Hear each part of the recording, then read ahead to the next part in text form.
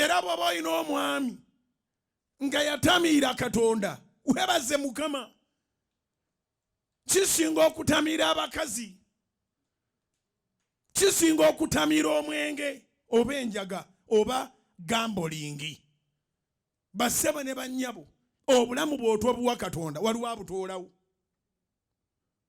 Ate abutoolawo temukkaanya. Abantu tebali committed ku Katonda, bali committed ku mupiira. Abantu tebali committed ku Katonda, bali committed mu gambolingi. Abantu tebali committed ku Katonda, bali committed mu bintu ebitali mu makulu. Abantu bakukuta ne balaba pornography naye ne wabulawo akukuta okusaba. Omuntu akukuta n'ebyobuseegu ku ssimu. N'obandula oluggi ne yeekanga omanya nti ono essimu gy'abaddeko nfu.